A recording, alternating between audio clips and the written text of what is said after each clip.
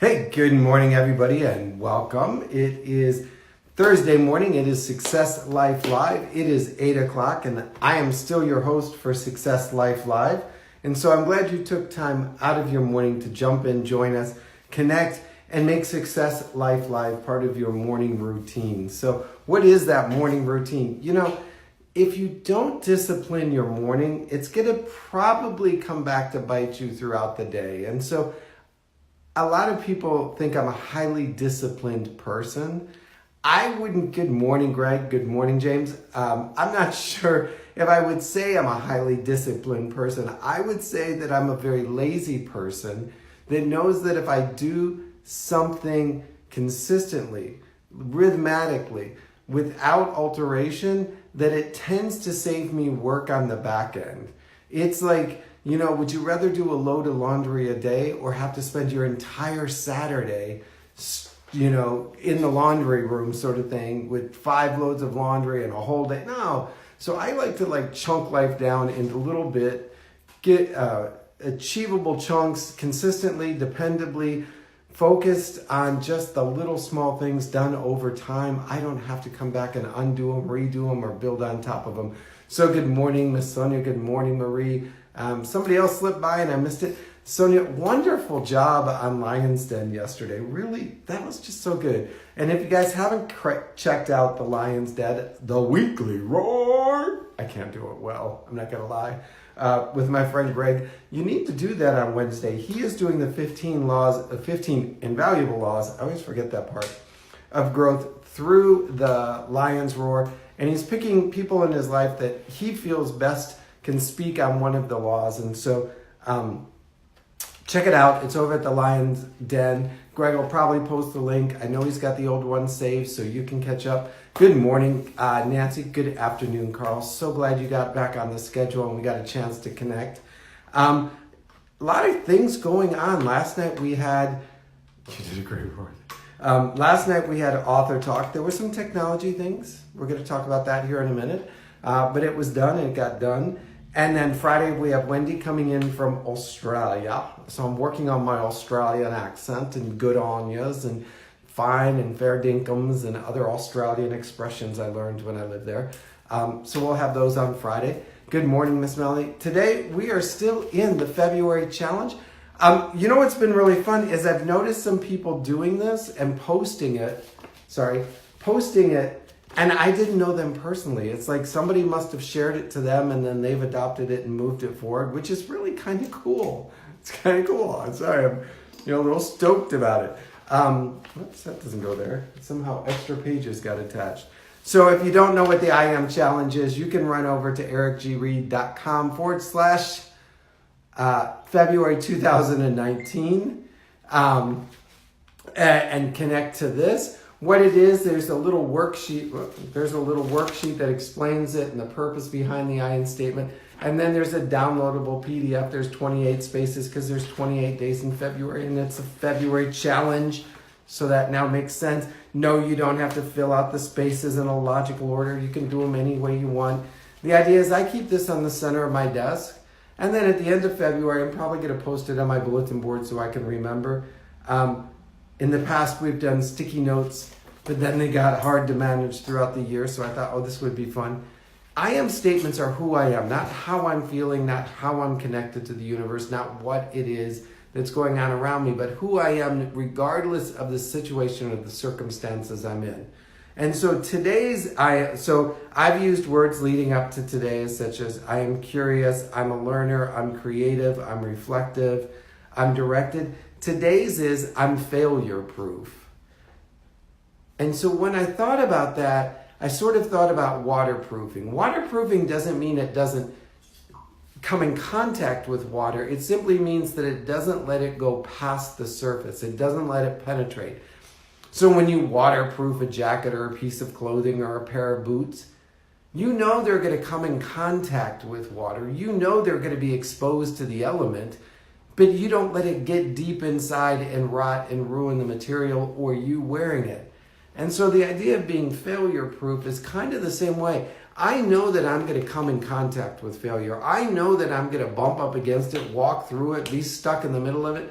let it pour down on me, so to speak, but I'm not going to let it go through and into me. I'm not going to let it become my statement of I'm a failure, or oh, today was a failure, or this is no, I'm failure proof. To me is identifying the fact that if I'm going to do something new, if I'm going to grow someplace big, if I'm going to get out of my comfort zone, as I had said above, I'm going to experience failure. It's just natural.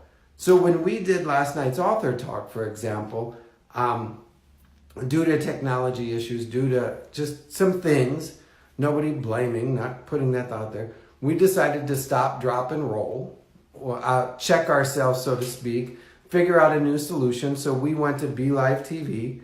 I could have used Zoom, but there were issues with Zoom and the technology, and I don't use Zoom every day, and I didn't want to upgrade to the master plan to accomplish my goal. So we used Be Live TV. If you haven't seen it, it's pretty cute, pretty easy, pretty flexible. Had that technology working out, thought I was doing great, realized that when I flung it up to Facebook that I had forgot to change a setting or two, so it didn't go in the way I wanted, but it still got done. There was a series of what I could have called failures. It was like, okay, we had this, we had this, we had this, we had this, and it kept piling up, and it kept piling up, and it kept piling up. And I looked over at my IM sheet, and I thought, okay, I'm curious. So how could I utilize curiosity? Because I'm curious. Okay, let's explore different technologies, different platforms. What would curious people do? Would they give up or would they push through? And then I started looking down going, oh, wait a minute. I'm more than my feelings. Yes, I'm feeling frustrated, but that doesn't mean that's where I get to stop. And so I started looking at my I am statements, and I started repeating I am statements about myself in the past. I'm like, wait a minute, I'm failure proof. Like, just because this is failing does not mean I am a failure.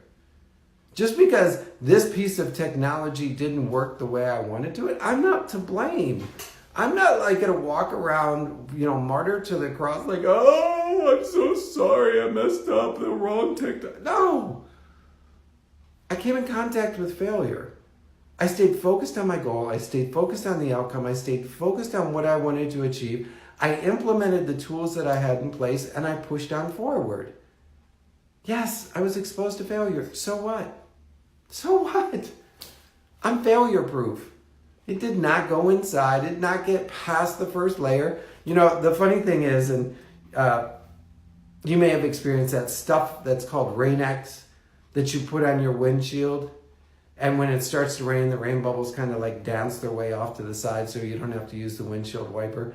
What's really fun is the harder it rains and the faster you go, the more dramatic the effect of Rain-X is. Like, whoosh, all of a sudden water is just spraying off you.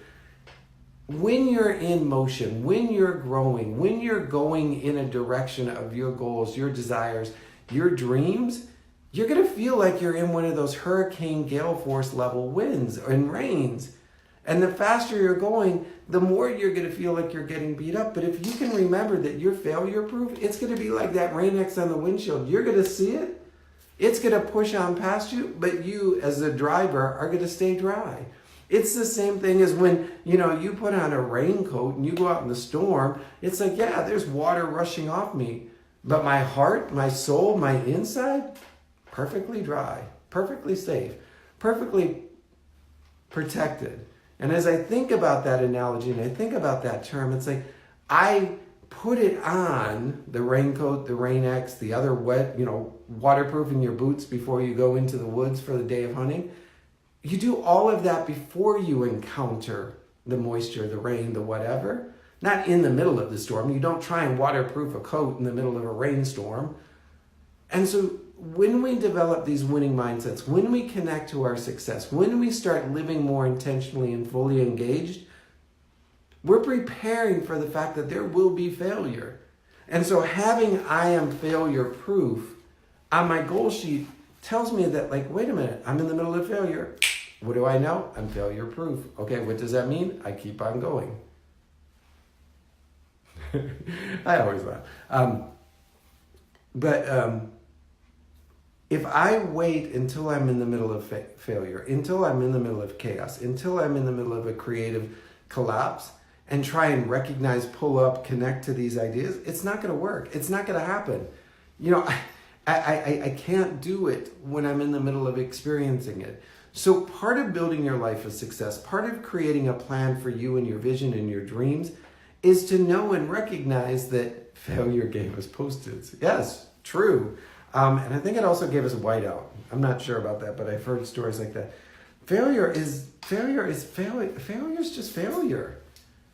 And I was talking last night on our author talk, and I get so frustrated when I used to be in corporate America, and I'm like, man, that was a failure. And like, it wasn't a failure. It was an opportunity to grow. And they would try and like recreate the word around it, and then like get so caught up in what we're calling the thing. I'm like, I'm okay with calling it a failure, people. I'm like totally okay with it. That expression that failure is not an option drives me insane. Like I could shoot myself in the head if I hear that. Failure better be an option. Failure better be like one of the options that's actually built into the plan. Because if failure is not an option, then success isn't either. Because you can't have success without failure. You can't walk towards success without some degree of failure. Now, failing and stopping is not an option. Failing and staying where you're at, failing and calling yourself and identifying with it and making it your life story, those are not options. But failure is totally an option for me. And as a matter of fact, failure is the best option for me. Because by having failure, it tells me I'm growing. I'm moving outside of my comfort zone. I'm becoming bigger, better, faster, smarter, taller, whatever than I was before. And the nice thing is now, because I've taken time to write it out, I've reflected on it, I've really internalized it, I'm failure proof. Which means it's not going to stop my dream. It's not going to stop my desire. It's not going to change who I am. Because I know who I am, and I am not the failure. And so I'm failure proof. All right? So when you're stuck, when you're going through this thing called life, when you're banging at your door, learning from our failures, puts more credentials in our box. Yes! Was that you that said that yesterday, Sonia? Because I love that one yesterday. When I heard that, I was just like, whoop, whoop, whoop. Golden moment, stealing it. If you could have a resume filled with all of your failures, like everything you had ever done, and all of the failures, wouldn't that like impress an employer? Like, oh my gosh, he's got like 900 failures towards getting his degree. I'm hiring this guy. He's got 873 failures on writing a book. I'm reading this book. She's got 37 ways that she failed in building her business. I'm hiring this person. Because at least I know they've tested it, they've tried it, they've thought about it, they've been curious, they kept on going, and they're still standing. That's the person I want on my team. That's the person that I need. So yeah, failure builds our credentials. It's like, man, I'm going to start telling people everything that I fail at. Because then they're going to look like, man, he's got a lot of failures and he's still standing. He's still breathing. He's still moving. He's still succeeding. Psh. I want his credentials. I want the number of times that Bill Gates failed on his way to being Bill Gates. I want to know the number of times that Mark Zuckerberg, I want to experience the number of times that Mark Zuckerberg failed, or, Steve Wynn, or, anybody else that's of fame and fortune. Or, we see the stats over and over again. Michael Jordan, like 70% of his shots in practice were failures. I want those kind of stats on my report card when I'm dead. Because it doesn't change who I am. It doesn't change what I'm about. It doesn't change my internalness. So my word today is I'm failure proof. I've identified it. Now, again, part of what I want you to do with this I am experience is not just pick a word that showed up out of your fortune cookie mindset. I want you to okay, if this is who I am, how am I displaying it? How am I not displaying it? Where could I begin to display it today? Where could I begin to test to make sure that's who I am? How can I live into this character quality trait that I've identified as me? Let it get up in here. Let it start to really, really take charge of you. And then let it start to be down in you. and then let it start to come out of you. It would be the equivalent of you waking up this morning and looking at your bank book and there's $20,000 that wasn't there yesterday. And attached to it was a note, yes, that's correct, this belongs in your bank account. You would start to live very differently now that you had a new awareness of what your net worth or your financial worth was about. Now that you know what your worthiness is, your value is in the world, through the I Am Challenge, how are you going to live differently? Because it belongs to you. It is who you are. You just maybe haven't looked at it lately. You haven't checked in on your value lately. So February, it's about learning to love ourselves.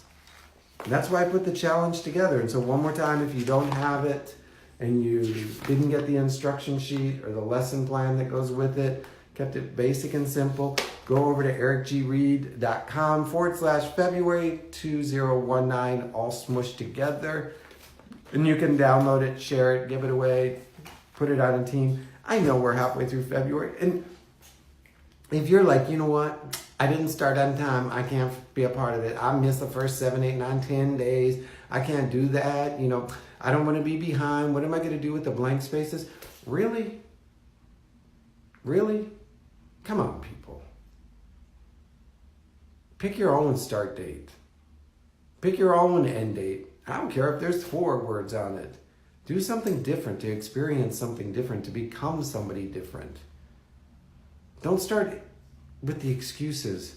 Start with the experience and then figure out what it means to you. All right? Now that's what I got for you today. Tomorrow is Fun Friend Friday. Whoop, whoop. Loving that with Wendy Burns. Make sure you invite some friends, invite some guests, get them going. Come on, people. Do you love that? I'm like, come on, people. Like, people. If you didn't get Author Talk last night, you really should go back and listen to it. It was my fault that it didn't go out the way I planned. But we were in the middle of it. We talk about somebody that I knew from Shepherd Spinal Center that had a spinal injury or a core injury from about mid-waist down, that had a dream. And what they went through to achieve that dream. And then I listen sometimes as a coach or even through, just conversations with people. And they're like, oh, it's never going to happen for me because. And I just want to go, really? Come on, people.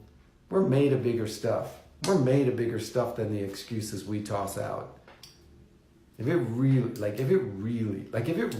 mattered, if your dream really was important, if your dream was one of those do or die, can't live without it, if this doesn't happen, don't put a headstone on my grave kind of dreams, you figure out a way. It might require that you work 3 days straight without sleep and only coffee, but you wouldn't even notice that. But I think we're so busy, excuses are tested to refuse. Yes. I think we're so busy living easy that when it gets hard, we think it's not for us. We think, if it's this hard, it's probably not meant to be. Come on, folks. Come on, people. Come on, people. Really? I don't know who you are, but I'm bigger than that. My dreams are bigger than that. It may take me a lifetime to even get close, but I'll be closer than the guy that gave up because it got a little hard. And I have a competitive nature. So I diverge and I dive off to the side. You guys can distract me so easily sometimes. Shame on you people. But anyhow, I appreciate you guys joining me each and every morning. Eric, please, instead of not your fault for the Author Talk to I learned. Yeah. When I say not my fault, I'm waterproof. It was like, it was on me, and I didn't do the things that I needed to do to make sure that it was at the highest level. And I reflected on that this morning, and I wrote down a sheet and a check sheet. So next time, in the confusion, in the distraction, in the chaos, I don't rely on this. I rely on the check sheet to make sure it's done right. So when I say it's my fault, trust me, it didn't go any further than I'm just responsible for it. But I appreciate that, Marie, and I agree. It was my opportunity to really learn, dive, grow, and get some things in place so that it doesn't happen again, because that's what we do as success-minded people. Tomorrow, 8 o'clock, Success Life Live with Fun Friend Friday. Wendy Burns, make sure you're in the house. Bring 2 or 3 friends. It was Eric's fault. Yay! Yeah, take that. I'm okay with it. Not going to kill me, not going to crush me. Lord.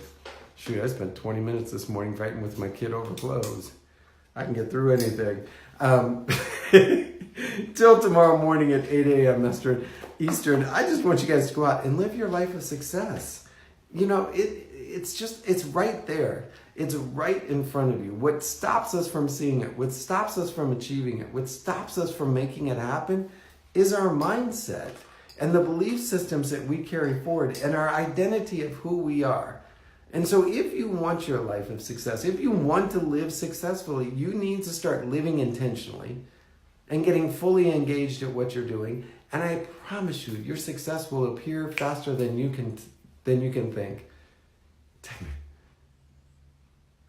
Yeah, technical incompetency. So, all right, Greg, you distract me.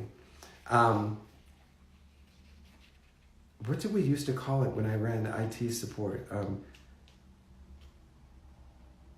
Input interface errors. And that was, the input was the idiot errors.